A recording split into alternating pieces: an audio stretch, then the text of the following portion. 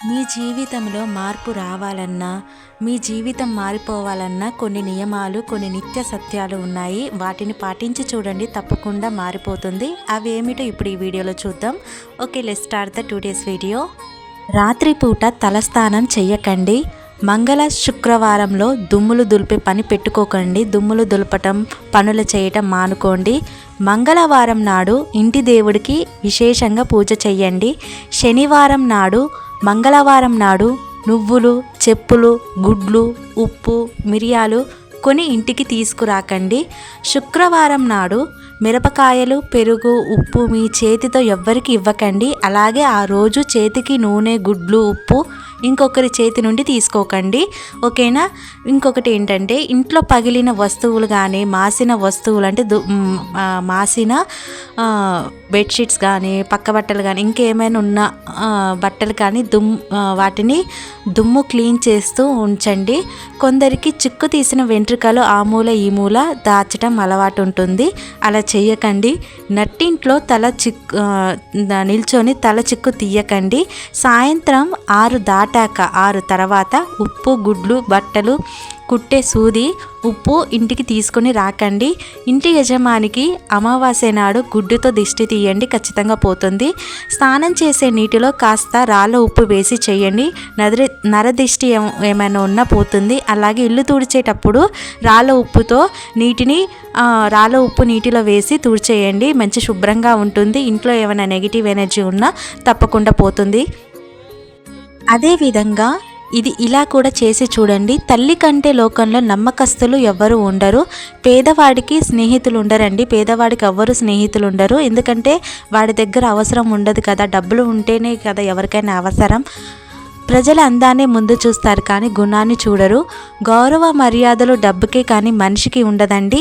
నువ్వెవ్వరిని ఎక్కువగా ప్రేమిస్తావో వారే నిన్నందరికంటే ఎక్కువగా బాధ పెడతారు. అన్నిటికంటే ముఖ్యమైనది నీ పెదవి దాటి నీ చెవికి చేరిన మాట ఇక ఎన్నటికీ అది రహస్యంగా అనే ఉండదు. నా రహస్యం కాదనమాట.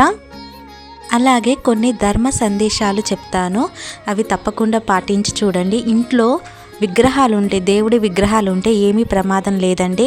మనం పరులకు అపకారం కోరి పూజ చేసేవారికి మాత్రమే ఈ నియమాలు ఉంటాయి.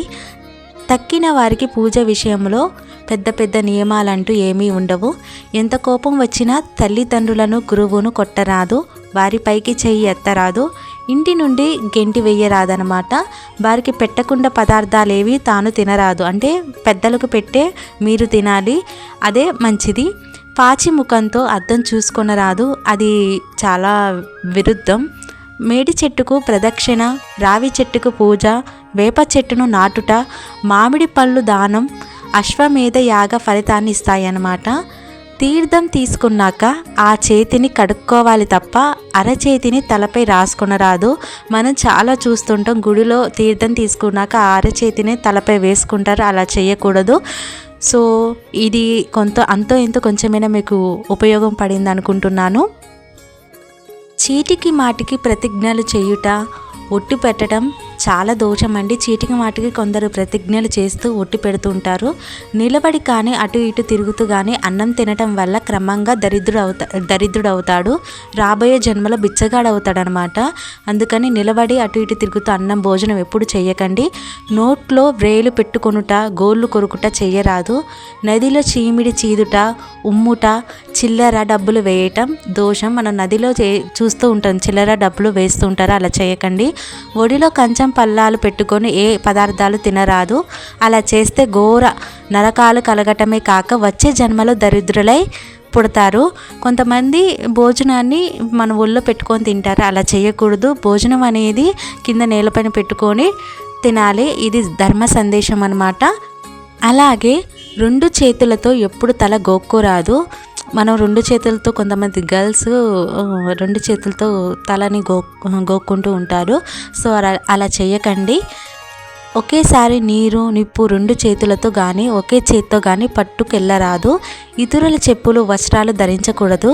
తెలిసిన వారి మరణ వార్త విన్న వెంటనే కానీ పురిటి వార్త విన్న వెంటనే కానీ కట్టుబట్టలతో స్నానం చేయాలంటే తెలిసిన వారి మరణ వార్త వింటాము వాళ్ళ దగ్గరికి వెళ్తాంగా, అలాగే పురిటి వార్త అంటే ఎవరైనా పురిటిగా పోసుకున్నప్పుడు వాళ్ళని చూసి వస్తాం కదా, అప్పుడు వెంటనే ఇంటికి వచ్చాక ఖచ్చితంగా స్నానం చేయాలి. ఇది దానికి అర్థం. అన్నము తిన్నాక కంచంలో చెయ్యి కడుక్కోరాదు. Okay, thanks for watching.